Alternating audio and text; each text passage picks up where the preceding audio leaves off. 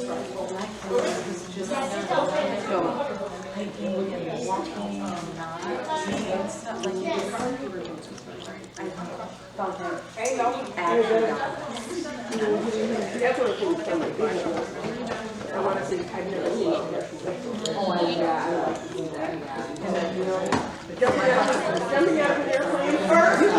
4 Mother's Workshops. I'm Donna Morris. This is Lisa Clemens.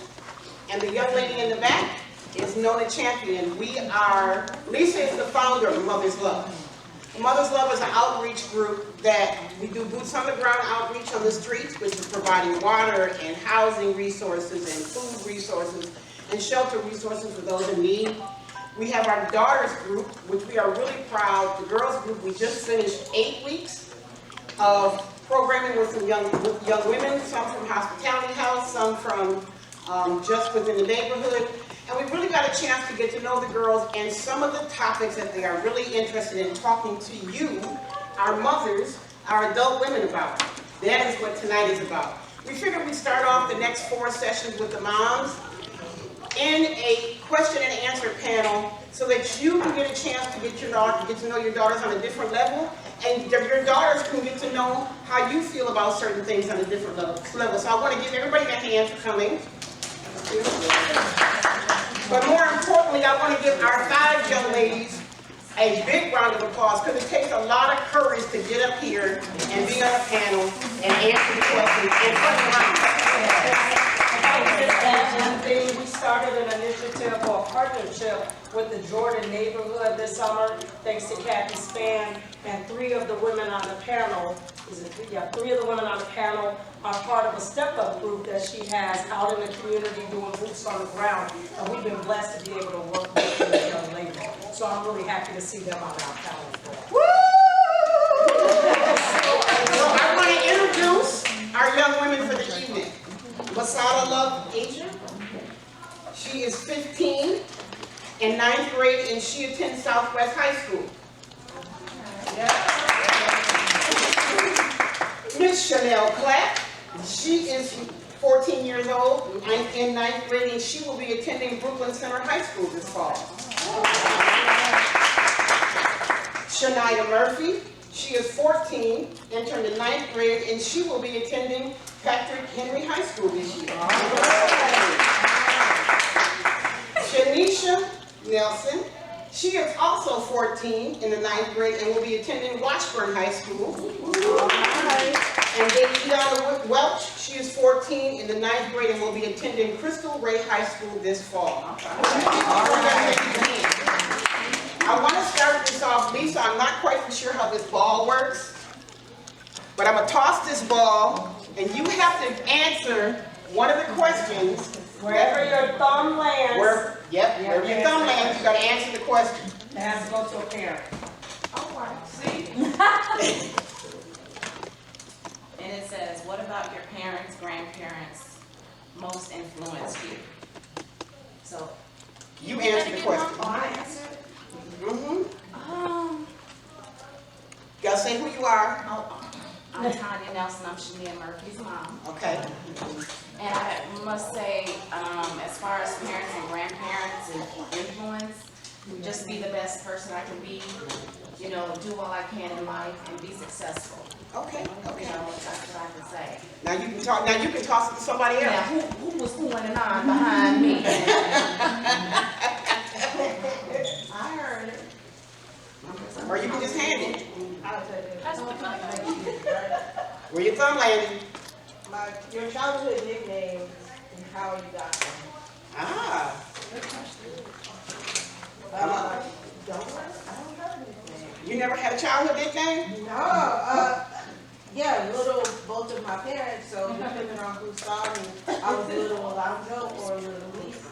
Okay. I was their kid. Okay. I gotta talk to them. You gotta talk to him about that? Yeah. Okay, pass it to one more person and then we're gonna start, and then I'm gonna give you the brief synopsis on the questions. Gotta go to an adult, right? Mm-hmm. Gotta go to an adult. What about you, sister in the back? You look like you're ready to talk. Extracurricular activities you did. Yeah, my parents got me super busy. So I'll just do high school. I was in theater, I was a cheerleader, I was on student council, and I played softball. And I worked, for sure. I worked. Okay, toss it to me. My question, a memorable birthday. I used to love birthday parties. And when my mom and dad didn't plan it, I planned it myself and surprised them. My first year ever having a boyfriend, I invited him over on my birthday, and mom and dad didn't know about it. Surprise, your daughter got a boyfriend. The questions that you are going to hear or the topics that we're going to discuss all came from young women ages 9 to 15. Some of them are touchy for you mothers. Some of them are touchy for our daughters. But we ask that you be supportive, open-ended, and nobody can get grounded when they get home. So, my first question, I'm going to start with an easy one. And this question is for Janisha. We talked about acceptance. Explain to your parents, or the young ladies here, why you feel that acceptance is an issue when it comes to communicating with your parents.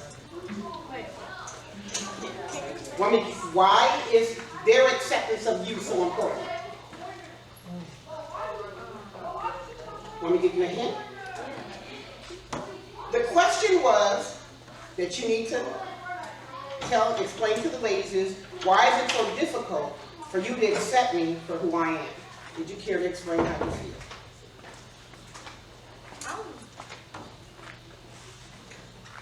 I don't know how to answer that question. I want you to answer from your heart. Has there ever been a time where you wanted to talk to your mom and you just didn't feel that how you presented yourself or your response or how you felt wasn't acceptable to them? Sometimes. You want to pass it to Masada?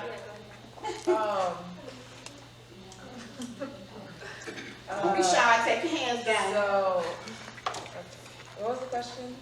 Acceptance. Why is it so difficult for you to accept me for who I am? Please explain how you feel. I feel like it's more like the daughter will have something that they want to tell the mom, and then if they try to explain it to them, they won't really understand their side, if it was like getting in trouble or something like that, or even just like wanting to do something. Or you mean by do something? Like say you wanted to hang out with your friends or something like that, and your parents or your mom was like no, and she just didn't really give you the chance to explain it or anything like that. Okay. Anybody else in the panel want to add to that? Please tell us who you are. Oh, okay, Angela Williams. Angela Williams. Yeah, my daughter, I'm going through that right now with my 16-year-old daughter. I mean, even though we have a relationship and we talk about a lot of things, but she won't talk about things that really bother her because she think I won't understand. You know what I'm saying? So, just like it was about 3 weeks ago, she said, I need to talk to somebody.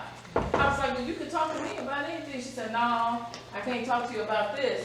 So, I've been reaching out to like Dr. B, you know, Dr. Bavada, Garrett, Akasanya, to get a meeting, an appointment with her, so me and her and my daughter can sit, you know, and talk about what's wrong, because if she feel like she can't talk to me, then it's something I'm not doing. Or it's something that she don't trust me with, or something like that. So I'm reaching out to the clinician, the behavior specialist, or whatever she calls herself, to kind of get to the root of the problem, because it might be something that some trauma, some hidden trauma that I have, that she feel like might come out of her if she talks to me about what her problem is. Now, as far as understanding about her friends and going places, yeah, I want to know who you with. I want a picture of who you with. I want to know where y'all at. I'm gonna call you in the middle of where you say you at, and you gonna send me a picture. If you at a bowling alley, I want to see you throwing the ball down the lane. You know what I'm saying? Because you're my daughter, I care about you, and I don't want you to get hurt or taken advantage of or abused in any kind of way. So it's my job to protect you. So that's why we want to know about your friends, where they live at, who their parents are, what kind, you know what I'm saying? Do they keep their house clean? You know, stuff like that. So it's not no reflection on you. I want you to have fun with your friends. I want you to go ahead. You know what I'm saying? Be in the house before curfew. You know, but I just want to know to protect you. It ain't no reflection on me trying to keep you from your friends. 'Cause I want you to have friends. I want you to have a ton of friends. But I just don't want you to be with the wrong people. I'm glad that you brought that up. Yes, And Shania, one of the topics we've discussed is trust. Please elaborate or explain why you feel, how you feel when your parents act like they don't trust you. Explain to the ladies here how you feel about the trust relationship between you and your mom. Or you've heard your friends talk about trust issues. Mom don't ever let me go nowhere. I don't know why she won't let me live my life.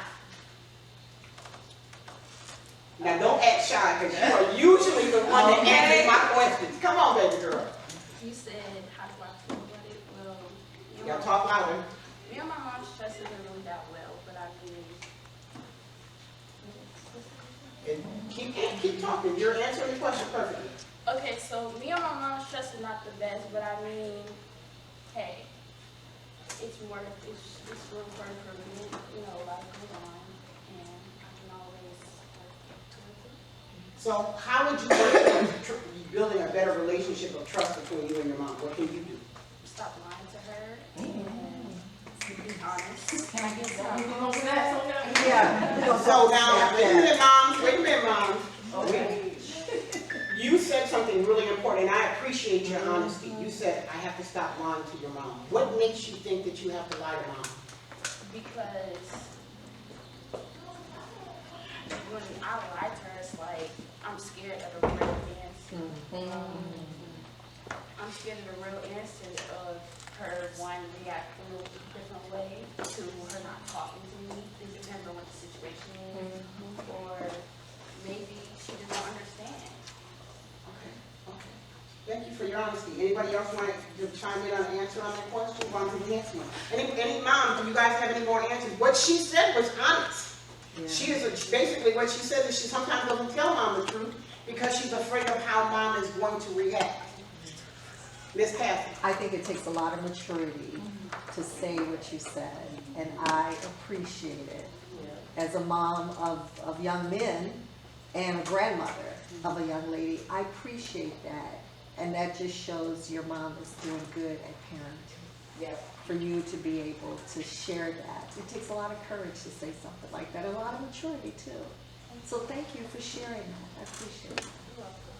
Moms, do you have any reaction towards that? I do. I'm actually proud because now I know that all my work isn't in vain. I'm one of those old school moms. You know, I believe in the village. I still believe in the village, and the village has been gone for a long time now, y'all. And I think that mentality of my teaching keeps me a little subdued to what's going on today because I shelter her. It's crazy out here, and it's not that I don't trust her. I don't trust what goes on around. Right. And I just bought a house, y'all, in Jordan. So, yeah. But see, all this is new to me. So it's a learning curve for me as well. So yeah, that I do have a tight rope. So did you hear that, ladies? It's a learning curve for moms too. We don't always respond the way you guys think we should. Or we might be surprised at what you're saying to us and completely react sideways to you. So just like we need to learn how to listen to you and watch for the signs, exactly. She said, and we need to learn to listen to you. Yeah, but if they go lie about stuff, how you want us to listen? And if you don't know how to address certain things, if you don't know how to express yourself, how do you expect us to listen? You know what? That's a good question. Someone want to answer? Check up on your daughter or whoever. Because if we don't talk, we shouldn't always have to come to y'all. Y'all can come to us sometimes too. You gotta check body language, check your body language, check how you act. 1 minute they could be happy and laughing, and next minute they in their room and don't want to come out. Right. You never know because they don't want to tell you. It could be a boy, it could be depression, it could be suicidal, it could be anything. You never know. Okay, I'm gonna move on to the next topic, or do we need to stay there for a minute? Yeah, let's marinate on that. Yes, ma'am. I don't need to say anything, but as a parent, we would prefer to hear the truth than lie. Because in that way, we can decide how we're gonna deal with it. Or how to deal with it. Or how to. How to deal with it. Basically, because what we she, not- basically what she just said is trust goes both ways. Right. Just Exactly. like you want them to trust you, you have to be willing to trust your mom and your dad. Yeah, because we not monsters, we your mama. And we had you, we carried you, we got a bond, a special bond. And we gonna protect you with our lives. You see what I'm saying? So for you to think that, for any young person to think that their parent don't have their back is really you deceiving yourself. Because we got y'all back every time. Because when you come in and say, like, you know, parents, when you have a thing at school, and I'm right up at the school, like, well, what's going on? You know, I'm checking on my daughter. Well, who is that? And where was you at? Where's all the authority at in the school? You know, how did this happen? You know, why was they fighting in the bathroom? You know what I'm saying? All of that type of stuff. So we got y'all back. You just gotta understand that we do. And if you going in your room and you might feel depressed or whatever, because I went through that too with my daughter. Suicide thoughts, she kept posting stuff on Facebook like last month about suicide. And I'm trying to figure out why. You know, and I was talking to her about it, but she didn't want to open up to me, and I don't know why she's scared. I mean, you know, she's a respectful young lady, and by right, you're supposed to fear your parents, but you're not supposed to be too afraid to talk to your parents. You know, so we had to get to the bottom of why she was feeling suicidal and stuff. She just felt like she didn't have a voice, and then all the violence in the community with her little friends, like the little boy Quay, that was one of her close friends. So she, you know, she wasn't home at the time. She was out in Bloomington at a friend's house, but she called me crying, and, oh, Mom, I can't believe he gone, and, you know, blah, blah, blah, this and that. I got to buy the news and go over, you know. And so, you know, you all have to really just trust your parent, because he's not going to hurt you. I'm not going to hurt my daughter. If anything, she hurts me by not talking to me. So I want to move on to trust as it concerns my friends. And this was an interesting topic, moms. So I'm going to allow you all to respond before our young ladies respond. How about that? The question was, my friends, why is it okay for me to have a gay male friend, but not a female lesbian friend? Wait, can you say that? A gay. Why is it okay for me, as in the girls, to have a gay male friend, but not a female lesbian friend? I have no preference.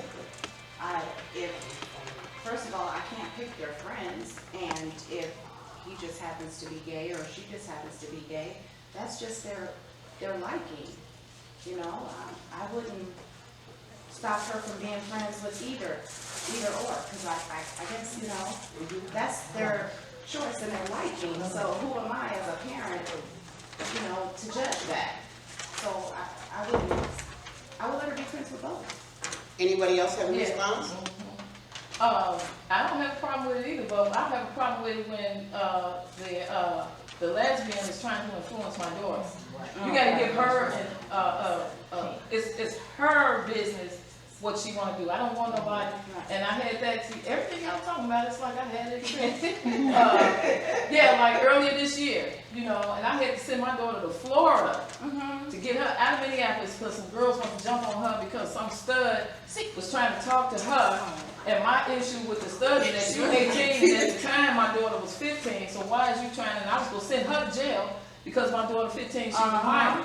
You're 18, you ain't supposed to be doing that. So I don't have a problem with who you be friends with.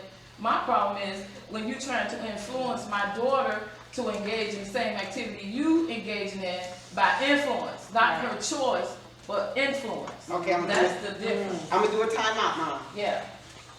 I want y'all to listen more with your ears than with your hands. And the reason I say that is because when you get the, yeah, I know. And the reason I say that is because sometimes our reaction is what stops our daughters. Okay, that's And fair. I have a 40-year-old daughter. That's fair. I have a she'll be 40 next Sunday, this coming Sunday. Oh my, she is gonna be 40. I have a 38-year-old daughter who's getting ready to turn 38 in September, and I have a 34-year-old son. So I have been through it with them, and they are now grown, and it is a pleasure to watch them go through it with their own daughters. The mother's curse. Mom. So please try, because what will happen is they won't answer.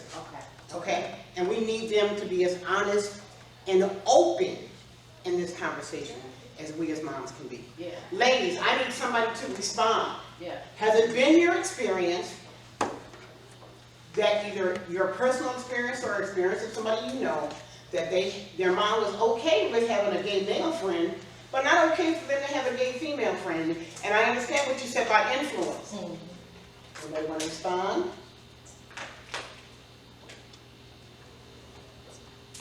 They shut down. Oh yeah, I have a friend, and her grandmother doesn't let her have, her best friend is a stud, and her grandma's like, I don't want her ever in my house. But the problem is, the reason why she doesn't want to is because her best friend has a crush on her. That's the reason. Okay, I'm just gonna raise it. That's why. I want you to explain what a stud is. Okay, so grandma, look, a stud is someone who is a female but dressed like a dude. I don't know the difference between a stud and a guy. Right. And they call different They things. got Same thing. different categories, that's all. Yeah, same thing, different names. Lipstick. But- Yeah. So again, have you, okay, but, so your grandmother does, your friend's grandmother said, no, they can't come to your house? That person can't come to your house? Why? Because they had a crush on the friend? Yes, because once upon a time, she wanted her, and her grandmother, she called her grandmother, she was like, she cannot come over anymore. And she didn't like the way that she acted, because she's very religious, Okay. and she wants a female to be a female and a dude to be a dude. So it's about, is it more so, do you think it was more so about accepting an alternative lifestyle, or do you really think it was about the possibility of a crush? A little bit of both, Okay. because, I mean, she's gonna be best with her at the end of the day. That's another term of her having to twist and turn, you know, Okay. to accept it. Anybody have anything else? No, I just wanted to finish. The reason why I had to send them to Florida is because the stud girlfriend, who was 20-something, wanted to jump on my daughter. And they, who was 15, and they calling her phone talking about, we finna pull up at your building, come downstairs. Wow. I said, we on our way. You know what I'm saying? We on our way. So I wasn't finna let nobody, and they wouldn't let up on her. They wouldn't let up. They was actually after trying to get her to, like, what's that, do a mob thing, a bunch of them jump on her. And I wasn't gonna let that happen, so I sent her to Florida to finish school. She's back in Minneapolis now. You know, and those same people, they done got kicked out of school and all type of stuff for other reasons. But my thing is, I had to protect her, so that's why. Okay. Yes. Anybody else have anything to add to the topic? Ladies, welcome. Welcome to our mother-daughter conversation. The topic, the theme is my development, your acceptance. Anybody else have anything to say about this topic? It's something to think about. Sometimes, and I know that we as mothers have our fears about acceptance, about our child being swayed. But it's going to lead me to the next question of, do you trust? We put all the information in them, boy, and we get to going, and they say something, and everything that we taught them, we swear that they never heard a thing, but they heard it all. How does that make you feel? Chanel. Your mom put all this wonderful wisdom into your head, and she's taught you the rights and wrongs, the do's and don'ts, and then every time something comes up, she acts like she don't, like, you don't remember what it is. How does that make you feel?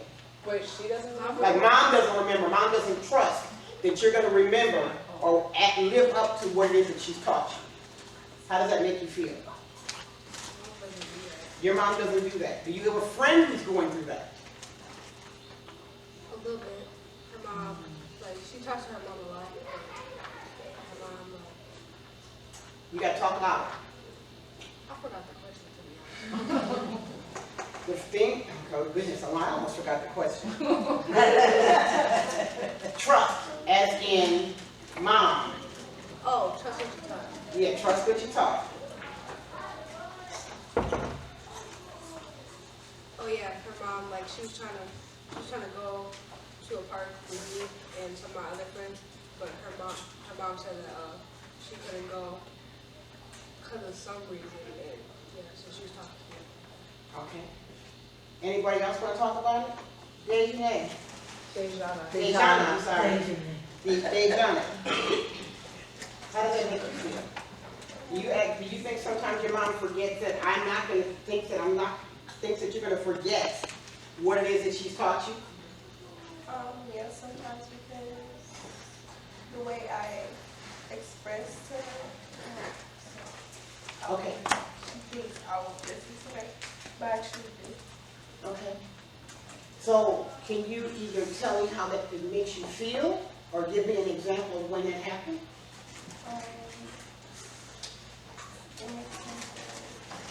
Why? You gotta talk louder, because we're videotaping, so you guys gotta talk louder so we can hear it. It makes me feel like she really don't trust me about the words that she's told me, and that she thinks I will fail. Interesting word. Fail. Anybody else want to speak on that? Yeah. It's another, also because they might not understand. Might not understand. Like, my mama always tell me, you don't listen to what I say. I mean, yeah, I do listen, but I have my own opinion on some of the things she do teach me. Your own opinion. I like that. What do you mean? Elaborate on your own opinion. It's okay. I just said, You have to remember that was a D. That's what I'm saying. You gonna make me cry in here. Now pray for me. But she said, I have my own opinion on what it is that mom said. Can you tell me, give me an example, and then explain how you felt? Y'all gotta speak up. Yep. Mom, give me an example. She gonna put mom on the spot. That's fine, because I got several. Okay, come on. It's about her wanting to go with her friends and ride the buses and stuff. I don't do that. I'm sorry, but like I said, and it's not that. Right. I know, but I know. that aggression. It's just, the world has changed, you guys. Okay, and you talk to him. The world has changed from when I was a little girl. And I know you probably think I was born an adult, but I was a kid once myself. So all the stuff that you are going through, been there, done that, but I was better at it. You know, and that's the difference, because the times wasn't as bad back then. That's how I was able to be better at it. But now you guys can't, because of all this social media and Facebook and Snapchat and Instagram and all of this. It's not that I don't trust you or trust my teachings. It's just that you just never know how the cards are gonna fall. And by me being a parent, they have to fall right all the time. That's what I'm trying to teach you. You know, so you can pass on, so we can keep this legacy going. Well, I'm not gonna lie, but I've already been on like one bus. Let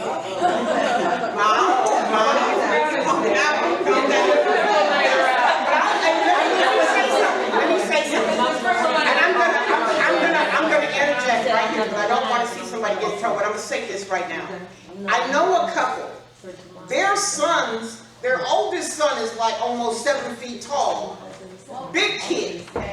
And their youngest son ain't that much taller than me.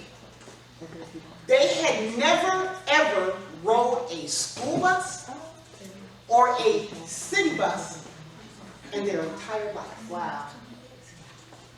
And then mom got upset because the oldest son, as big as he is, decided that he was going to go off and learn how to do this himself. And you should. And granted that he should. But I'm going to throw this question to our daughters. Okay. And I wish, does anybody know where Lisa is? Because Lisa says this all the time, and I want to make sure I say this right. She says we raise our daughters and we coddle our sons.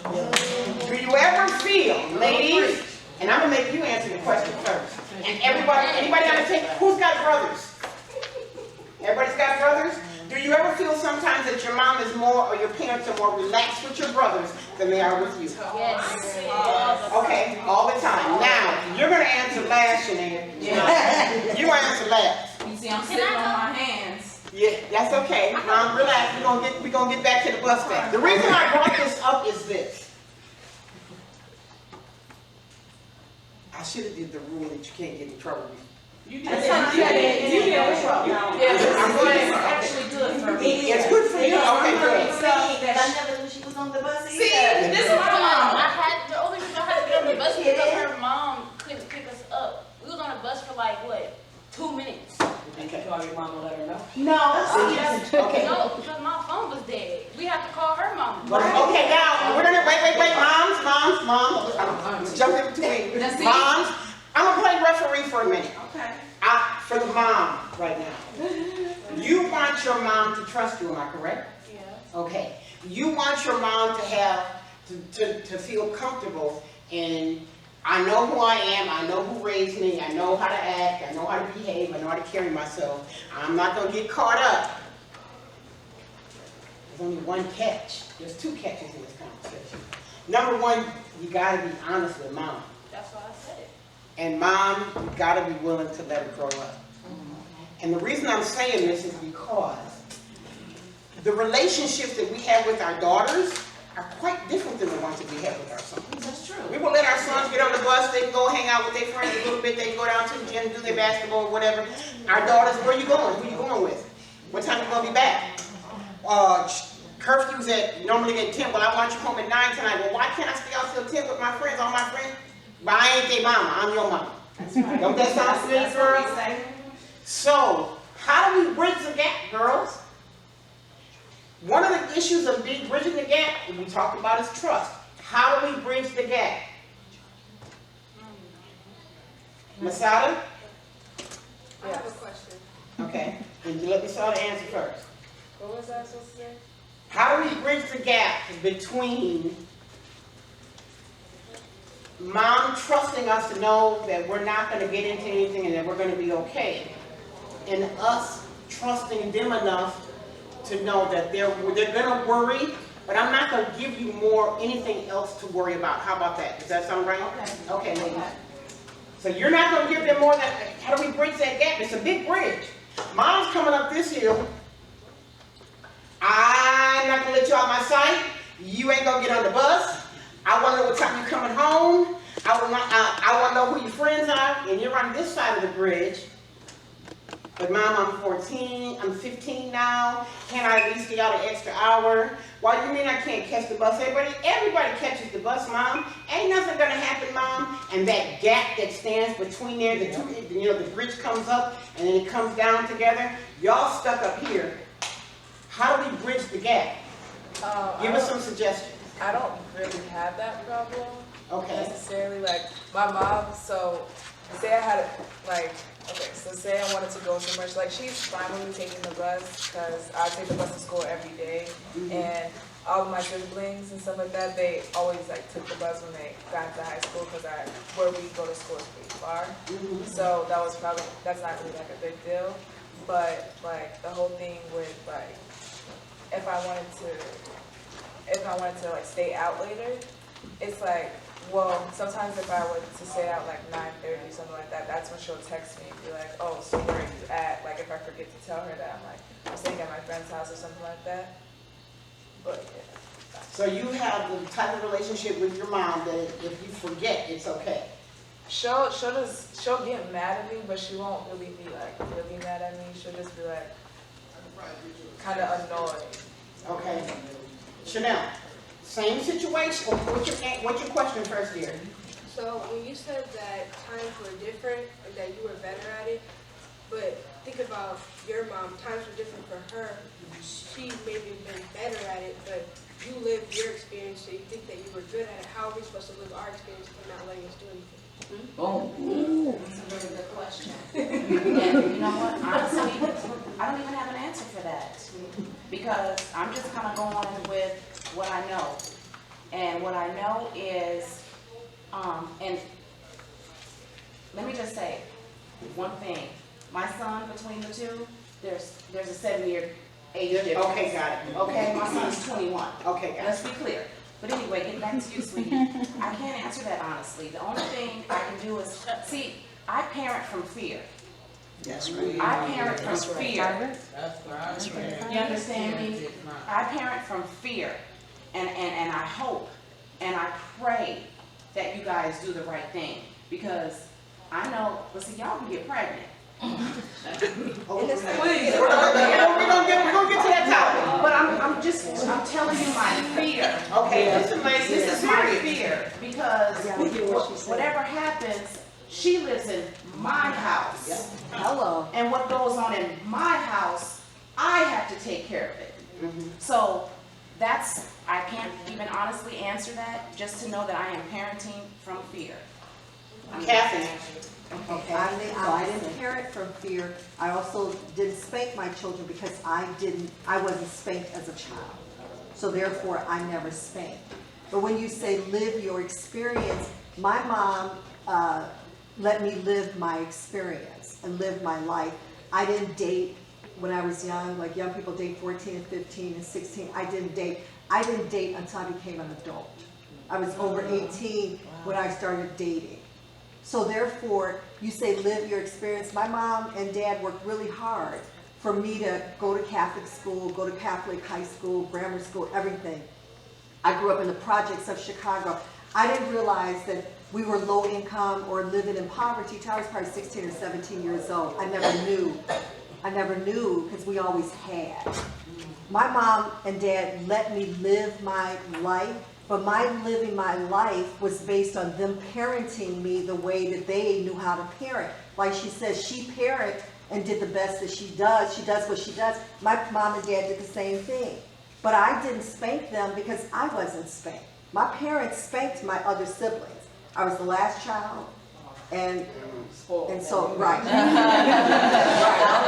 was the one that was. My parents never.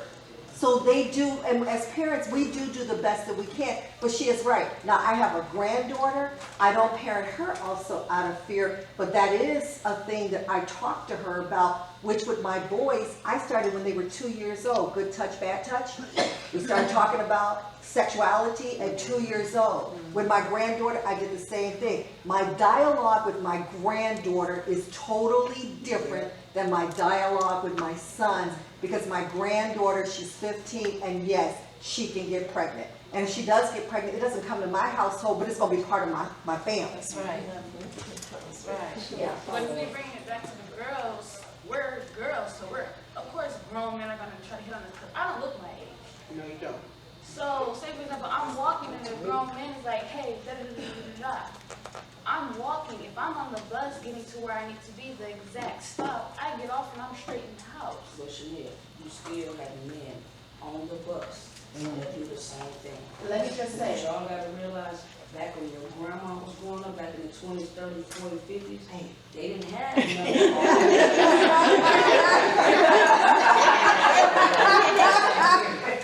They didn't have the problems that's going on right now. They didn't have it. They pick cotton, they pick corn, they pick that. wait, you know, you in front of me. Okay. Now, I'll be honest. Wait. I'll be honest. Let me elaborate on that. I had my daughter was 15, and my youngest daughter at the age of 13 years old, went from being a little flat-chested girl to a 38 double, triple. Come on now. Almost Come on now. overnight, wait, listen, but I want you to listen. I'm gonna separate you two. I want you to listen. When a mom says that she parents out of fear because she does not have to worry as much with her son, happening to her son, she does not have to worry about her son being raped. She does not have to, because now, let me finish this. Now we do. But I'm talking about back then, we didn't worry so much about those things happening to our son. Now because of mass communication and social media and 24-hour news channels, that is all we hear. And I'm not saying that should change the relationship between you and your mom, but it also takes responsibility for you to trust them enough to make sure that you are not putting yourself in danger. A man is 50 times stronger than a woman at any given second, time, or day. So it'd be nothing for them to snatch you up and throw you in the van. And we see that happen on the news all the time. So you have to trust. When we talk about trust, I'll get to you in just a second.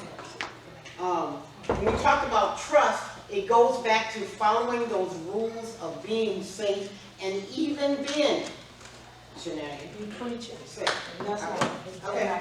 they trying to talk to us, you preaching. I love people that preaching, and they We try got it. to be a voice. I just wanted to say the reason why we keep a tight grip on y'all is because I got a friend right now, his daughter's 16 and 4 months pregnant.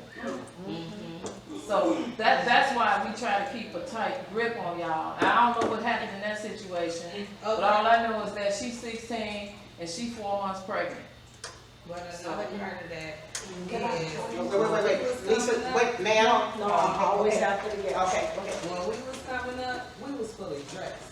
These kids, they got on halter tops, they booty cheeks hanging out. Oh, And, or if we was like that, it was a sneak in, sneak out type of deal.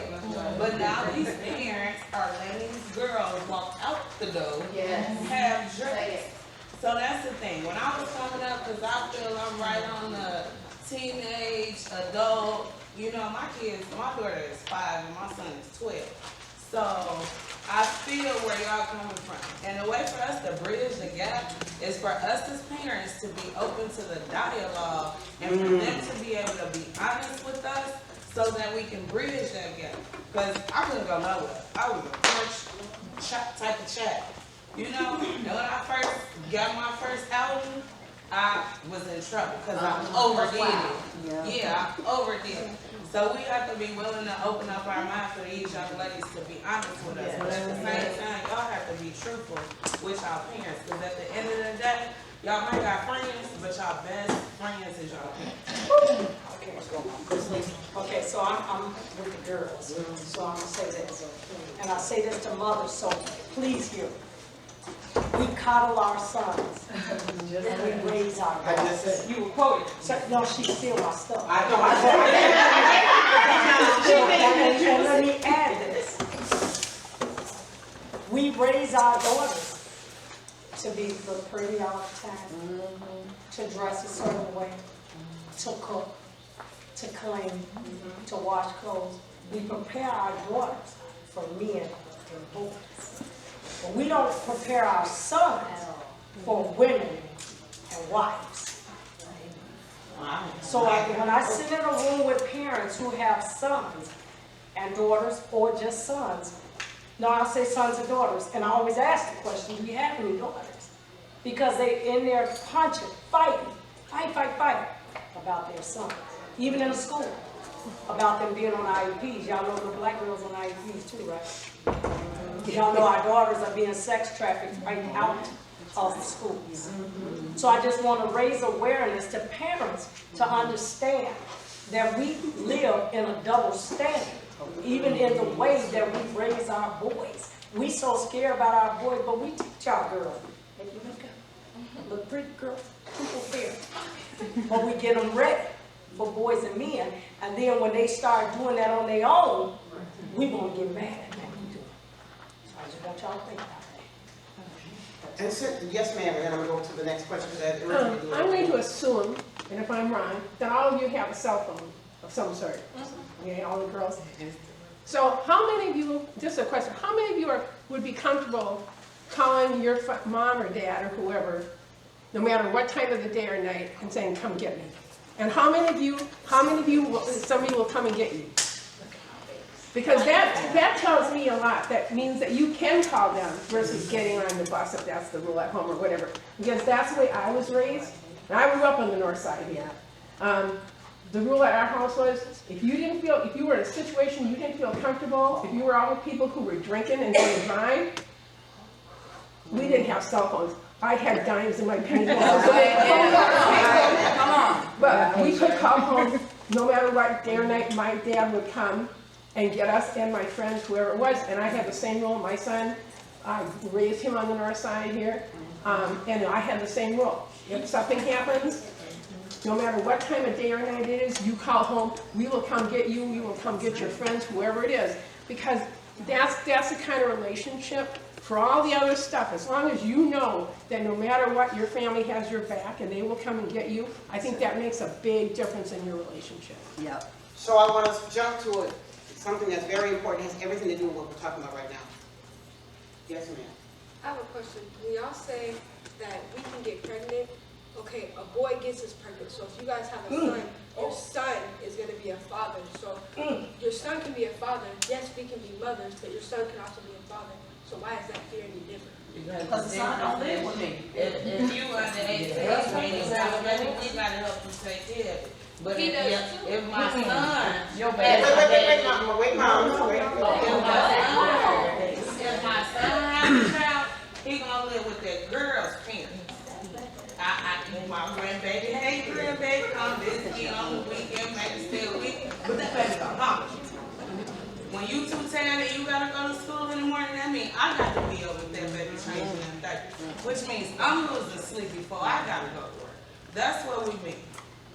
I'm sorry, I just want to tell you, like, I agree with y'all when it comes to the girls getting pregnant and boys. I totally disagree with you. I'm so sorry because if my son gets somebody pregnant, it's gonna be H-E-double-L-L for fact. That's right. Because it's like you said, it's not just your responsibility. It's his responsibility as well. Because he is the provider of the pregnancy. And I'm not teaching my son to like abandon his responsibility under no circumstance, because therefore I'm not gonna put him out. Like, nah, we're gonna. Well, I think we're gonna fight together. Like, but it's I fear the same thing with my son. Like, I don't want him to go get nobody pregnant. So, Masada. So I feel like it's just a thing for both the parent and the child to know. Like, the parent should teach the child how to use protection, first of all, because like that's just a thing that needs to be. Okay. Wait, I know this mouth fell open. Miss Sasha. Okay, so on this note of teen pregnancy, I was a teen mom. I had my son when I was 18. He's 20 now. And what I would say, because I am raising a girl now, my niece, but my fear for my son is different from my own fear because I saw how his dad's life was and how my life was. So my life was very different than my ex's life when we had our son early in life. The compromises I had to make, and we were both scholars, right? I didn't go to cotillion, right? Like I didn't have a coming out party. He went to his cotillion, right? It did, because physically it affects the girl differently. That's right. So while I get what you're saying, and the double standard is real, right? Like I felt the double standard because it was like, oh, ain't nobody looking at him funny. Right. He's about to have a baby, but people are looking at my big stomach. Right. Ain't nobody saying, oh, he's fast, he's out here, he's ruined his life. Right. But they're saying that about me, even though I've already been accepted to college, right? He hasn't. But the judgment was placed on me. So even though it's an unfair judgment, it's the society that we live in that places that burden at the feet of young women. And so as mothers, we fear for that for all of our children, but we seriously fear for it for our girls because we know how much it can affect your life. And how sometimes boys do get to just walk away. Yes. And girls, when you have a baby, it's much harder to just walk away. Absolutely. And so it's a double standard that's real, but it is what it is.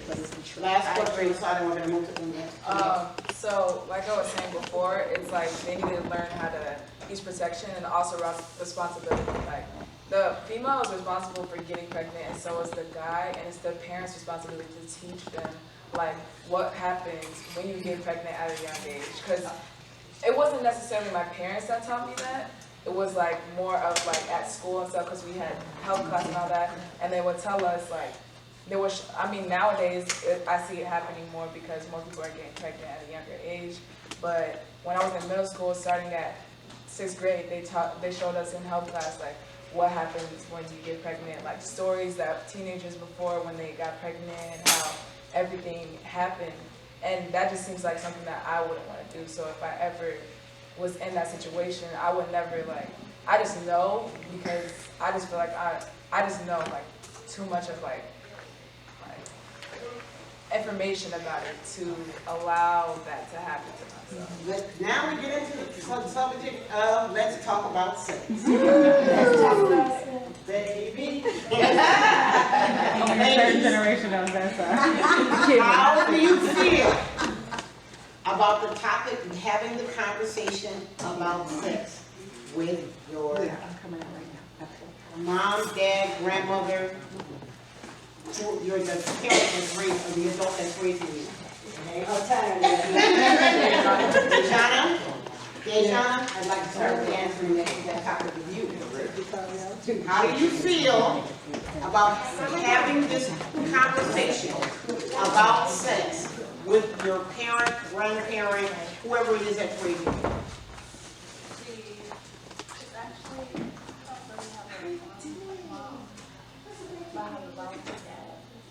So, but I live with my grandma, so I have a real bond with her. So I talked to her, but I'm scared what she'll say, because not me. But say if I was to get pregnant and I want to tell her, I feel like she'll kick me out or just like put me out, because the fun fact that I'm pregnant and I have a child coming. And I feel like they do care, but at the same time they'll feel disappointed in me, because you shouldn't be out doing that stuff early. I want to share a story with you. My oldest daughter, the one that's getting ready to turn 40, has had an artificial heart valve and a pacemaker since she was 16. And at 17, a year after she had had $497,000 worth of open heart surgery and a pacemaker put in, she comes to me and she says, Mom, and we've had the conversation about sex. I've always been an open parent. Mom, I said, what's wrong with you? You hungry? No. You tired? No. You pregnant? Yeah. Oh, no. Yes. But I wasn't shocked about her being pregnant.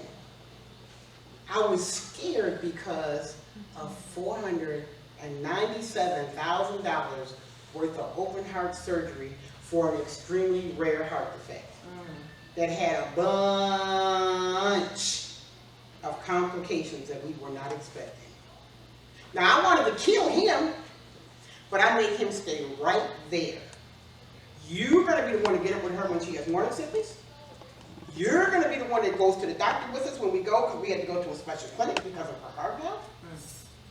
So I did my best not to cross that double standard line, but I was more shocked because I almost fell into the chair. Oh my God, this could kill you. So I wanted, when they brought up this topic of sex, I wanted to have this open dialogue with you as moms so you can understand what they go through around this topic.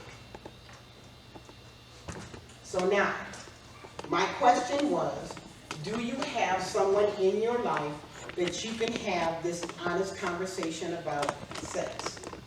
And if you do, how do you feel that you, no, here, let me rephrase this. Can you have this honest, open conversation about sex at home? Not at home with my sister house. Not at home?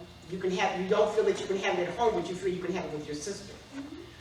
What keeps you from having this open dialogue with your mom? Because my mom overreacts about stuff. We do. Okay, so now how, that's our fear. Thank you, Miss Lisa. How do you can't, you're not always gonna be able to talk to your sister about this. There's gonna come a time you need to talk to your mom about it. How do you want to have this conversation? How do you bridge that gap of, I'll go to my sister and tell my sister, and then my sister's gonna tell my mom? That's exactly what happens. We find my older sister and my youngest daughter and my oldest daughter, when one of them didn't want to tell me something, they had the other one come tell me. But they knew the rule was you better tell me before somebody else comes and tells me anything. Because if somebody else tells me before you do, I'm on it. Your butt. So, how do you have that open conversation with your mom without the fear of the overreaction? Mom? And I'm actually shocked and surprised because Shania and I have had open conversations about sex. So what I did mean, you deep questions about sex. So I'm actually in shock that she feels that she can't because she has. There might be something that you haven't discussed yet. Well, I'm just saying, you know. So, and Shania, that opens the bring it door. to her too. This opens the door. It's just like your mom was honest and said she parents from a position of fear. You're not getting the communication you want from your mom because of your fear of mom. And maybe that topic is the fear of, and how you guys get beyond that. And I'll be honest with you, I had that relationship with my mom. And I was 40 before we changed it. It was after I turned 40, as a matter of fact. So that gives you guys something to kind of work on and something to talk about. Yes, Ms. All I'm gonna say is, I got one whooping from my mom. I was 13. Can't guarantee you think that if you get pregnant by a boy, that's fantasy land. That's living in fantasy land. He ain't taking care of nothing. I told this boy he was trying to date my daughter when she was like 14. I think he was 15. I knew that little boy was looking for sex. I sat them down in my living room. I said, she ain't effing, in his face in front of her. She was embarrassed, but I had to lay it down. This is my daughter. I'm responsible for her. I don't really know you or where you come from, but I appreciate you coming to my house to talk to me about my daughter, how you like her and all that. But she ain't effing. Period. He left her. Because that's what he was looking for. Well, okay. So I had to protect her. We just trying to protect y'all. So you know. I want to give the rest of the girls the opportunity to have this answer this question. Do you have someone in your life, Tanisha, that you can have this honest, open conversation about sex with? My mom and my brother and my sister. Who do you go to first? My siblings. Why? It's not that I'm scared to have a conversation with my mom. It's like, it's my brother and my sister. Okay. Well, can they relate better? Is that what No, it's you like, grow up with your siblings, but your parents are parenting you the whole time. So you I talk can't to your be- siblings first to get it out. I can't like relate to my brother because he a boy, he gonna do what he do, but like my sister, it's like, I don't know how to explain it, but like, I'm not scared to talk to my mom about sex. Like, we had conversations a lot, all the time, but, Go ahead. but, Just answer it. I don't know, it's like, if something happened, I like go to my brother and I tell my brother first, and he be like, you need to do this, but like, sometimes my brother is a boy, like, I'm a girl, you're not gonna understand. So like, then that's when I go to my sister or my mom. Okay. What would it take for you to go to your mom first? I don't know. Think about that. Chanel, do you have someone in your life who can have this honest, open conversation about sex with? My parents are my siblings. Who do you go to first? My siblings. You go to your siblings first? Well, sometimes it kind of depends on what the question is. What's the question? But like my mom, she told me I don't like if I'm not comfortable going to her, then go to my siblings first, and they can go to her if that's what it takes. Instead of having it in my mind, me thinking all over the place. That's good. Masada? Do you have someone in your life you can have someone comes to a conversation? Then I'm gonna flip the script for a minute. My mom, I would talk to her first because my siblings are snitches and I know that. So it's pointless to me to just keep it in, so I just tell her first. And because like if I tell her, she wouldn't like, okay, she cares, but she'll just like be like, oh, I don't want to hear it. So, and then if I try to bring it, like she'll act like she forgets everything. Like I'll tell her something and she'll be like, oh, okay. Like I'll ask her in advance if I can hang out with my friends. She's like, oh, okay. And then I ask her the day before just so, because I know she doesn't remember stuff like that. I'll be like, oh, can I hang out with my friends? Or I'll be like, I'm leaving or something like that. She's like, where are you going? Blah, blah, blah, blah. You know what I mean? So in the sense of like telling her first, my siblings, like I have one sister, she's 18, and I would talk to her first because she's like the only one I feel like comfortable, because my other siblings would either, I have two younger siblings, and one of them is a boy, one of them is a girl, and I just wouldn't talk to them because that's kind of weird. And then my older siblings, they just are snitches, and they like, they literally have like, they have a better bond with my mom, and they just kiss up to her, kind of. So like, they'll be like, if I said something to them, I know they'll be like, oh, guess what, mom? You know, so you would tell your mom first. Yeah. So ladies, how many of you have had the conversation with your mom or your grandmother about sex, reproduction, what the body parts are? And if you haven't, that's okay. But how many of you have had that conversation with your mom? Did they keep it to themselves or did they tell somebody else? They told somebody else. Okay, how does that make you feel? It's annoying. Like that's a good thing. That's why we don't tell them. Because they go to this person, that person, this person, that person, and get judged. That's the problem. You said, wait a minute, I want you to hear this. What was the last part of that that you said? You get what? You get judged. That's the thing. Insecurity don't come from friends. Insecurity comes from parents. Comes from the parents. So if I tell mama one thing, next thing you know, the whole family know, and I'm getting judged for it. Okay. I want to elaborate on that because you brought that up before. Talk to me about, can you explain a little bit deeper as to what do you mean by how it makes you feel when she goes to someone else?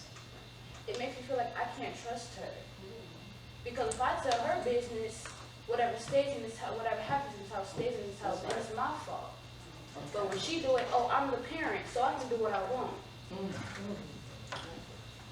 Okay. May I please? Yes, ma'am, yes. May I please? Yes. First of all, and this is coming from love.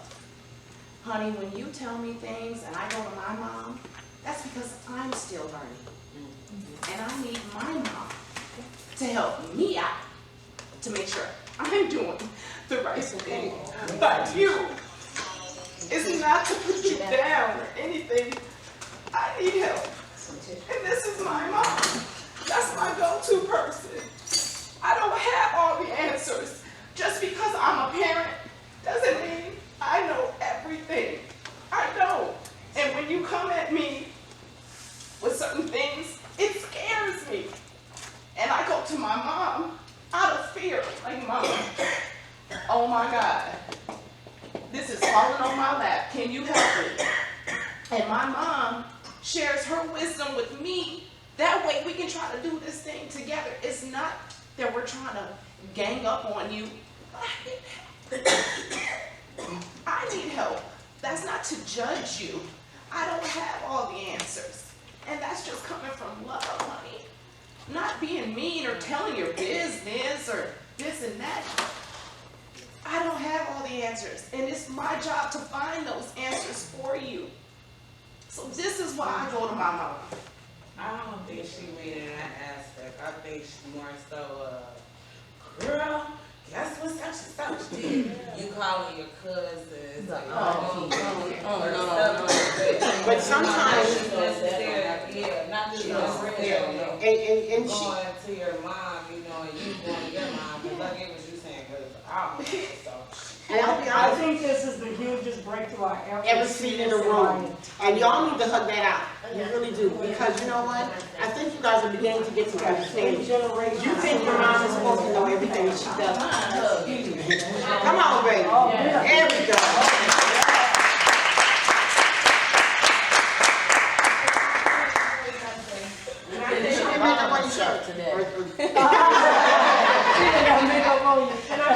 Yes, ma'am. Okay, so, Listen up, tell lady. y'all something. I was a teen mom, okay? I was 16 when I had my first child. By the time I was 23, I had 4. Okay? It's real. It gets really real. My mom is like this mom. She kept me from everything. Everything. So what happened? I went crazy. I wanted to see what she was keeping me from. That's right. She didn't talk to me about nothing. And I grew up in New York City. So I understood her fear. Because what's out there, you know? And then she was foreign. So she really didn't know. If I stayed in the house, I was good.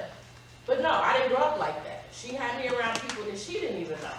So I was living a lifestyle that nobody knew. So I had to learn my own lifestyle. But she was a mom.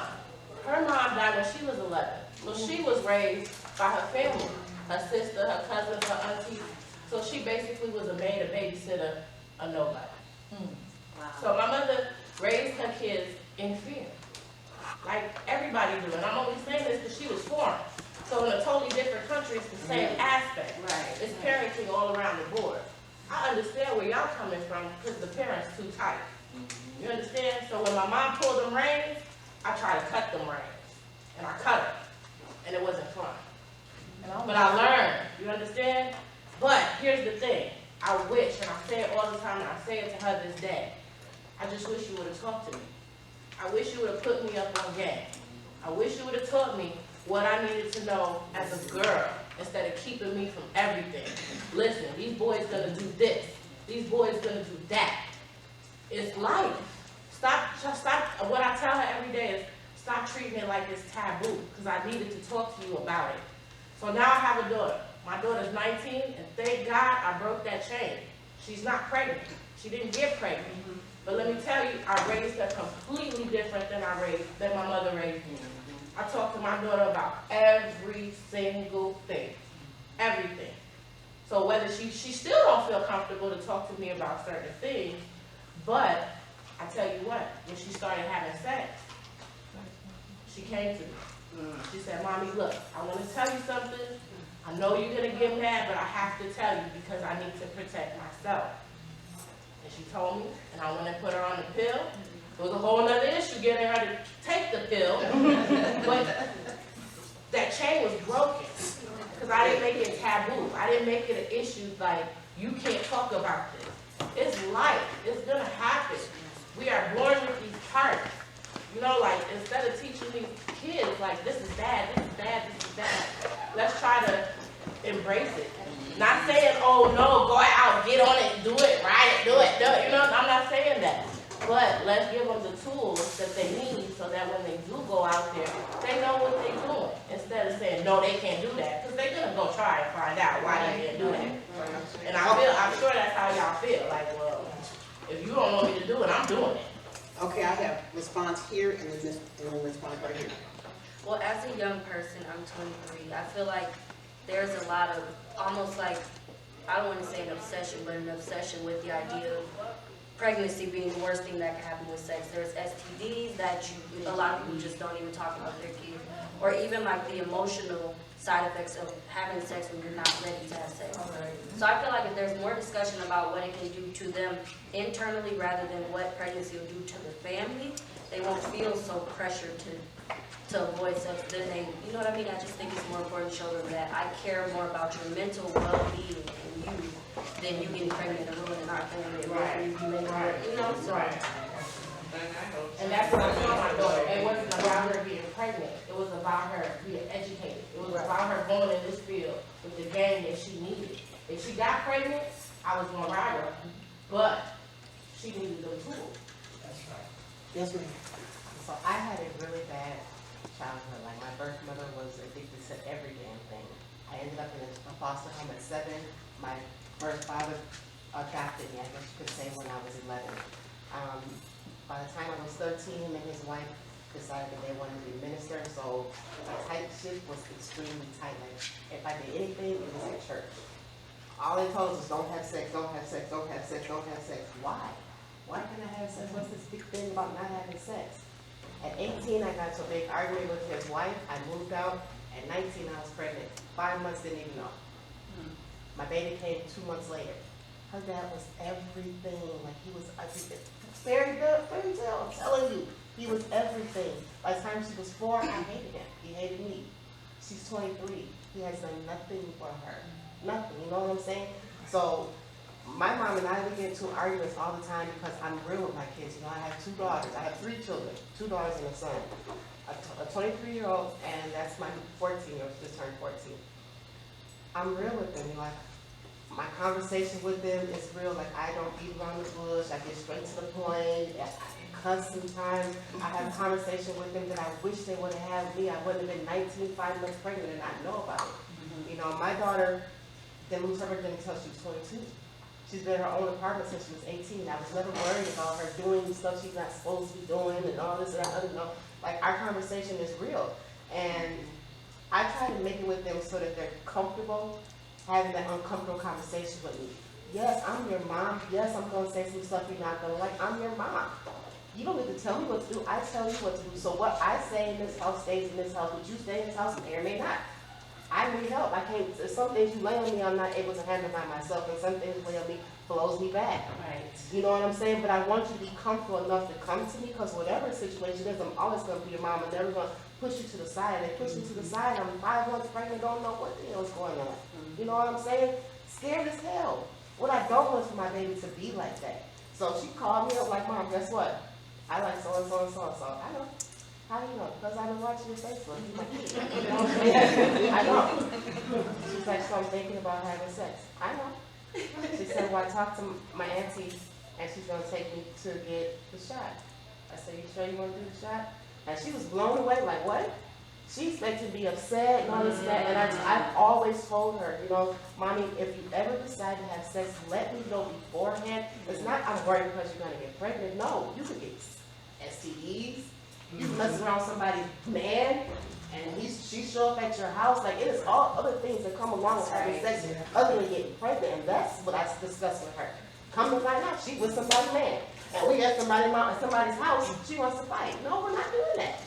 We're not doing that because I told you to be careful about that. Right. So her feelings got hurt, but she was able to bounce back from it. We talked about it. She knew this was a possibility. So my thing is, I try to be as open with my girls as possible, but I let them know, you may lay some stuff on me that I'm have you go downstairs, let me process it. You may come upstairs, like my whole room may be destroyed. I may be full of tears, or crying off every eyelash I got. But my love for you does not change. All it changes is our relationship. So now my parenting has to change. Because my baby's on some other stuff. Right. Don't think that I think any less of you. You should never be less because you come to me. I'm everything. Okay. Yeah, she didn't say that. She said everything. You know what I mean? And so you're everything. So I try to make it as open as possible, but to also to know I'm always going to be a parent. I don't mind being your friend. I don't mind being your best friend, but I'm always going to be your mom. You know, I go out with my older daughter all the time. I got to tell my aunt, you take your daughter on this, and that. I don't go out with her like best friend. I go out with her like I wish you would. She's about this big. She's pretty as ever. I don't have time for that. She don't know nothing about it because she's not street smart, period. Same with that one. Look at her body. It's just like mine. Yeah. She's 14. Yeah. So I think people tell me, oh, you let her wear this, let her. I'm not going to body shame her. That's her body. You know what I'm saying? That is good. I'm not going to body shame what she's got. It's beautiful. Girl, you are thick as ever. Okay. Own it. Okay, so I'm glad that you said body shame. I just want to make a comment with y'all mamas being concerned, because I never had a relationship with my mother, ever. I used to tell people, yeah, I'm a foster child. I got parents, but it's just me. My mama never asked me, where you going? I was living in her house, I think I was 17, 18. I was staying at some party. Well, back, you know, I don't know if y'all know house music and all that. I was at parties in Chicago at the power plant on the north side by myself. I was always somewhere by myself. The streets raised me. My mother, I've never, until the day she died. My mama died in 2012. That's probably why I have some issues now, because I never had my mother. So be glad that you get somebody that want to know what you're doing, where you at, who your friends are, Yes. your Facebook, your grades. You got to be grateful for that, because there's people out there like me that never had their mama, even though we was living in the same house. Wow. Okay, I'm gonna get down to, it is now 6:30. I have 5 questions left, but I'm only gonna ask one and bring one up because the topic has already come up. We did talk about the understanding, but we have now come to the conclusion, moms and daughters, that be understanding is both ways. Gotta be both ways. That's one. Ooh. Ooh, wait. Okay, we're gonna talk about that. Okay. Because the reason I'm gonna bring up this next topic is because I had 3 young ladies, younger than every one of them, bring this topic up within 2 days. Ladies, if this isn't a position that you've been in, please raise your hand. Bringing your mom will bring your boyfriend home. If it is or isn't? Is it, if it's been a position that you've been in, mom brings a new boyfriend home. Oh. Like, you're not saying how often, like every No, week? I ain't got that far yet, that's part 1. How did it feel for your mom to bring that guy into your home and relationship? I was like, that ain't my dad, so I'm not gonna have no relationship with him. I never talked to him, said hi, nothing. Okay. Dejana. Well, I didn't really talk to him. It was like a higher line. But during the relationship, I didn't. Why? Because, it's personal, but, so while I was young, I had to raise my 3 younger siblings, actually. And my mom left the house and got married with him in Chicago. And left us for 2 years without eating nothing. So because of her actions, there was already a wall built up between you and him. Okay. I want to thank you for sharing that. That hurts. Yes. That hurts. This is my baby. That hurts. We love him. We do.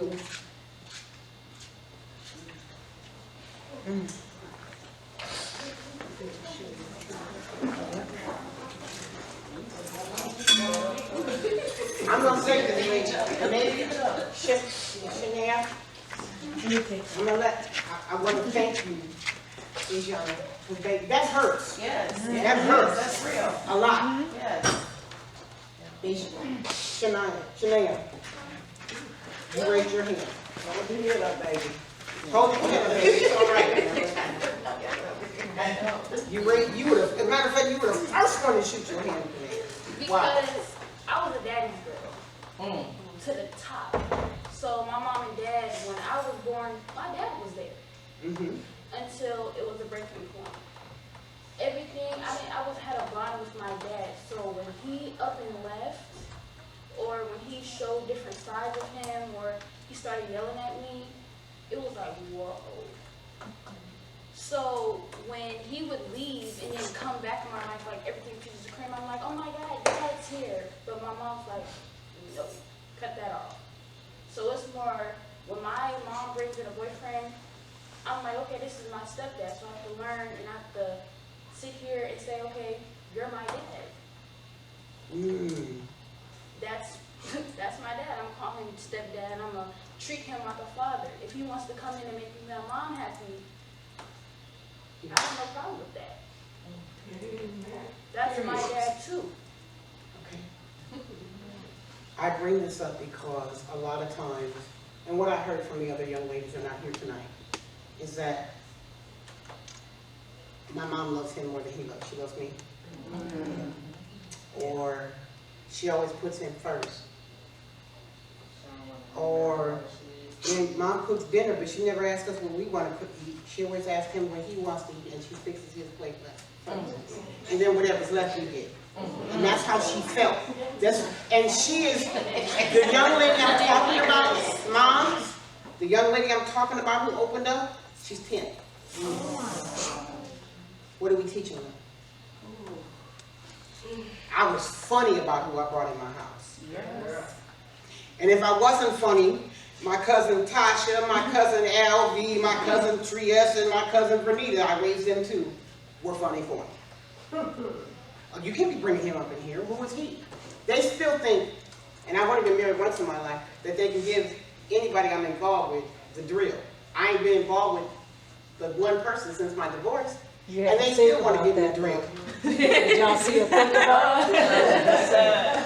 Yes, ma'am. I have a question. My son is 11, Yes. right? And I don't bring people into my house like that, but I'm, this might be a naive question, but how do we, like you said, they love them more than, you know, the kid.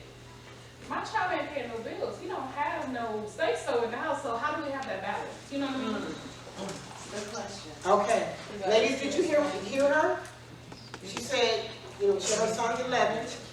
You know, he don't pay the, you know, how does she create that balance of she wants to be with somebody and her 11-year-old son, but her 11-year-old son ain't paying no bills or nothing.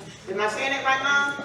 Say it again, I'm sorry. I said, how did do you all have a response to what it is that she just said? Well, I mean, the boyfriend's temporary. Your son's there forever. I can understand that. I can definitely understand that. Listen. That's it. We got Someone's real in in that situation, you know what I mean? So, I mean, my son is very close to that, and I really do not try to blur those lines. But it does get difficult, though, too, because that's the person who I am with at that time. He might be paying, well, he will be paying bills if he in my house. But if he's paying bills and helping around the house, he does have a say so when my son eats anything. But I'm just saying, you know, as a young parent, how do we... Moms, do you have any suggestions? I mean, you gotta say so to a point. Who gotta say so? The man to a point. I'm gonna have to say a point because if me and my mom is having a conversation, I don't want him to ease into what Maya. I don't care. That's my mom. Right. Your name is not Tanya. And I respect her for that too. Yeah. I respect her for that. Because if he come in, I'm. That's why when I got jewelry, she got jewelry. Yo, girlfriend and boyfriend talks between y'all and the mother, the child, and their. Say it again, honey. She said, Keep your, like, I would say, if my mom and her boyfriend gotta talk, keep it between y'all. But when I'm talking to my mom or my dad, or either or, I'm gonna talk to them, because that's my parent. I'm just a step parent. Okay. The other way you have to find a balance between that is you have to still have that same one-on-one time that you had with your child before that man or woman came along. You know, my son is 12, man. I've been with my daughter's dad for 10 years, and he got to a point where his whole demeanor changed because he felt like I was spending too much time. So now I gotta take my son on dates, and, you know, I gotta treat him like my man. But at the same time, I hold him accountable for things, and the only way you're gonna get that is if you do what I need you. okay.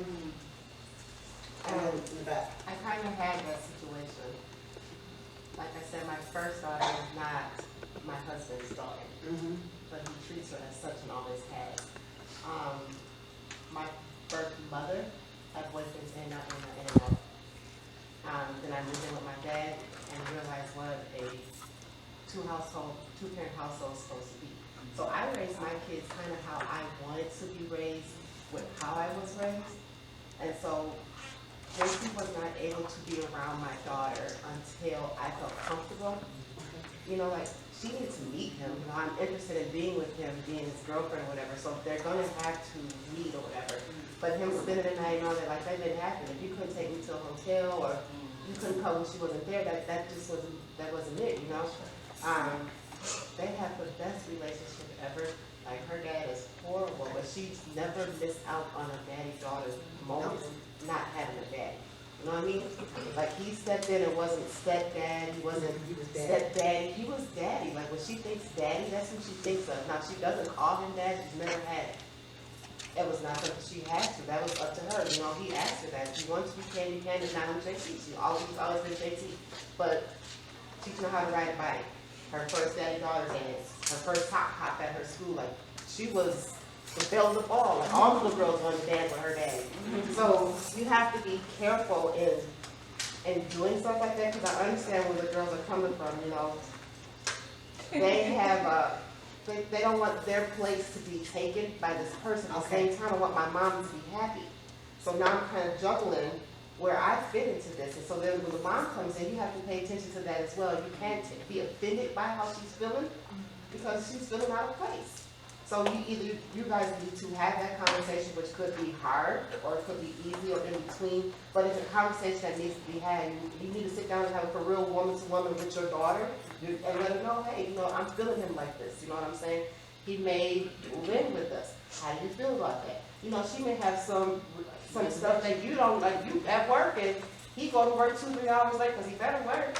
2-3 hours after you, and she sees something she don't like how he brushes his teeth and don't wash his toothpaste down his sink. I mean, those things are irritating to her that gets to the point where all she sees is he don't even wash toothpaste down his sink. But let me do it. She loves me more than me. You know, it's just stuff like that. You know what I'm saying? Like, I've had that conversation. She hated that he'd be like, well, this he topping me too, girl. we talked about that, and he got it together. So it's kind of a give and take thing, you know. You have to have grown woman conversation with your little baby sometimes.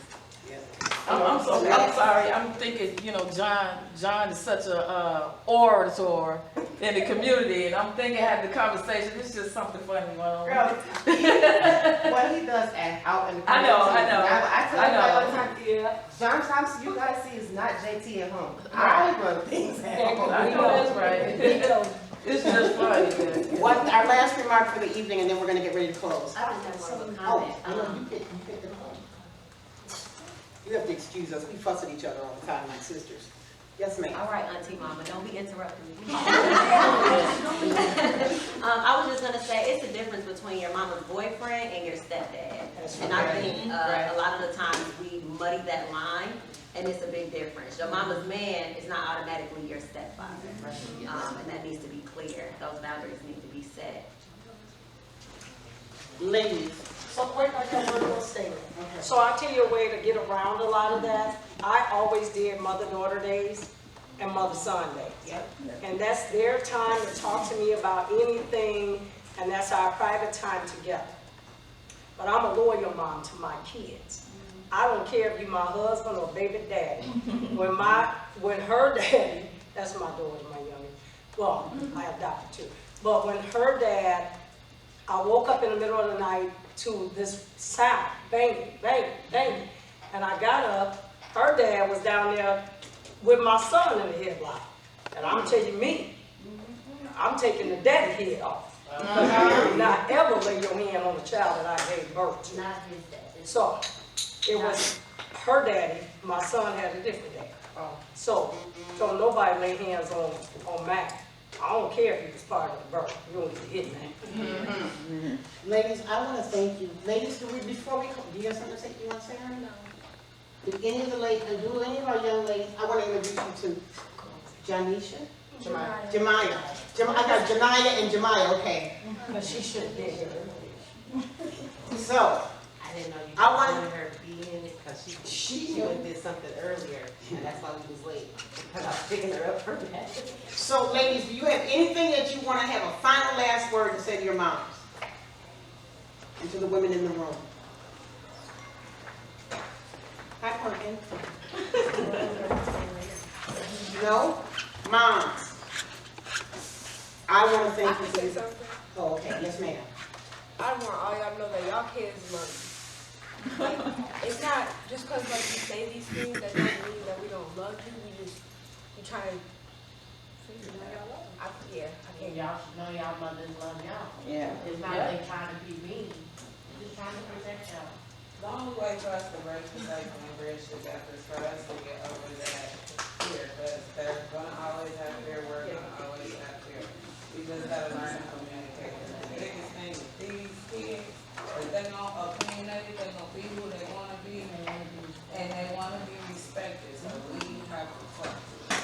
You know, it's hard because they're growing up and they're so young and so little.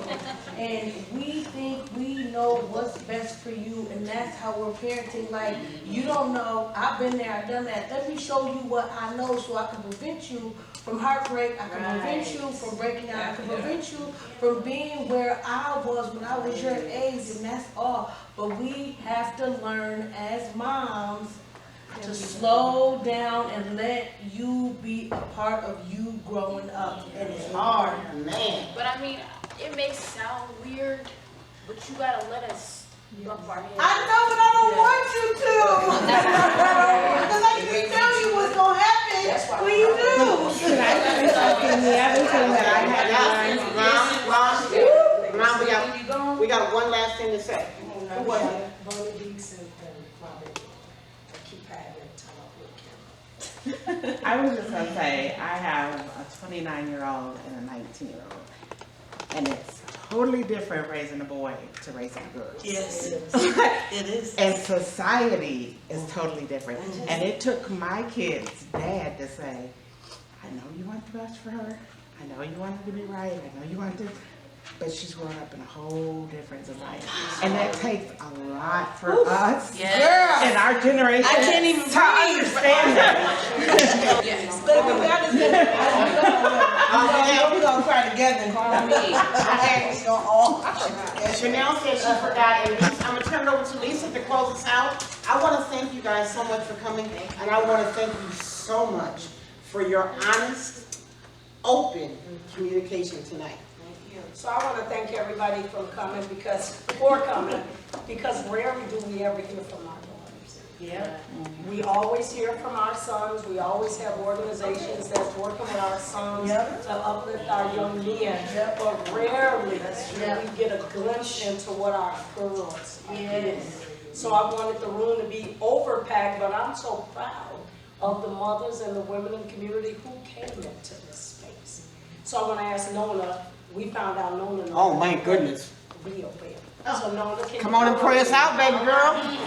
Yes. We didn't get prayed in. We gonna get prayed out. Come on, sister. I'm let John pray. Come on, sister. Come on, Miss Father God, Nona. we come to you today in the name of Jesus, Father God.